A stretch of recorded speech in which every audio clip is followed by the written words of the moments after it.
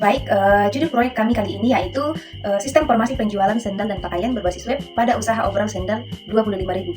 Adapun latar belakang yang pertama itu pencatatan penjualan masih dilakukan secara manual. Kemudian yang kedua, pengelolaan stok barang belum menggunakan sistem terkomputerisasi. Kemudian yang ketiga, sering terjadi kesalahan dalam pencatatan data penjualan. Dan yang keempat, sulit memantau jumlah stok barang yang tersedia. Kelima atau yang terakhir yaitu pembuatan laporan penjualan membutuhkan waktu yang lama.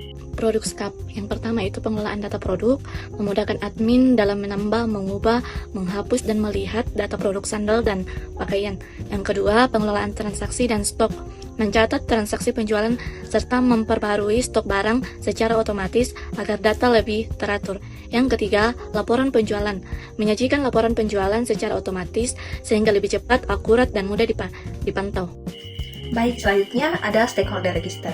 Stakeholder itu adalah siapa saja yang berperan di dalam sistem yang akan kita buat. Nah, yang pertama itu ada pemilik usaha. Kenapa penting? Karena pemilik usaha ini dapat membantu pengelolaan penjualan dan laporan. Kemudian yang kedua ada admin. Kenapa admin ini penting dalam sistem kami? Karena dapat memudahkan pengelolaan produk, stok, dan transaksi. Dan yang ketiga ada tim pengembang. Tim pengembang ini sangat penting dalam sistem kami karena dapat menyelesaikan proyek sesuai kebutuhan pengguna. Selanjutnya yaitu Work Breakdown Structure atau WBS pada proyek kami, di mana yang pertama atau 1.1 ada kebutuhan sistem yang di dalamnya berisi identifikasi masalah dan analisis kebutuhan pengguna. Kemudian 1.2 ada desain yang di dalamnya akan dilakukan desain antarmuka atau user interface dan desain database. Kemudian 1.3 yaitu implementasi yang di dalamnya akan dilakukan implementasi database dan juga kode modul. Kemudian 1.4 yaitu verifikasi akan dilakukan pengujian. Kemudian 1.5 atau maintenance, di dalamnya akan dilakukan pengembangan sistem. Oke, baik. Lanjut jadwal dari proyek kami. Dapat kita lihat pada tabel di atas. Yang pertama yaitu identifikasi masalah, itu dilakukan selama 2 hari. Kemudian ada analisis kebutuhan pengguna dilakukan selama 3 hari. Kemudian ada tahap selanjutnya, di sini dilakukan secara paralel atau secara bersamaan, di mana ada desain antarmuka atau user interface dilakukan selama 4 hari. Kemudian ada desain database dilakukan selama 2 hari. Nah, setelah kedua tahap ini selesai, kita lanjut ke tahap berikutnya yang dimana dilakukan juga secara paralel atau secara bersamaan. Yang berikutnya di sini yaitu implementasi database dilakukan selama 2 hari, kemudian coding modul dilakukan selama 5 hari. Kemudian setelah kedua tahap ini selesai, kita lanjut ke tahap berikutnya yaitu pengujian. Pengujian ini dilakukan selama 3 hari, kemudian maintenance dilakukan selama 3 hari. Nah, total dari tahap proyek kami ini selama 20 hari. Nah, adapun critical path dari tahap kami ini dapat kita lihat pada tabel di atas, itu ditandai warna merah.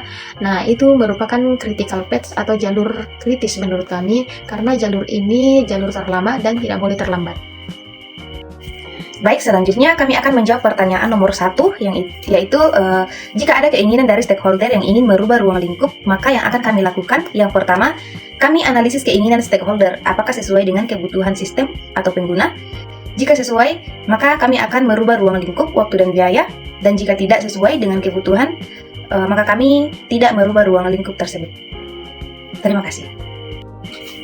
Baik, selanjutnya kami akan menjawab pertanyaan nomor 2. Jika di tahap uji coba, sistem berjalan sesuai dengan kebutuhan pengguna, maka fitur produk yang ingin diubah oleh stakeholder akan ditolak. Tetapi, jika di tahap uji coba sistem tidak berjalan sesuai kebutuhan pengguna, maka fitur produk yang ingin diubah oleh stakeholder akan disetujui.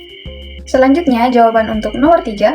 Jika aktivitas WBS pada proyek kami terlalu lama, maka yang kami lakukan adalah kami akan mengurangi tahap yang tidak terlalu penting, dan tahap WBS ini akan kami lakukan secara paralel atau secara bersamaan.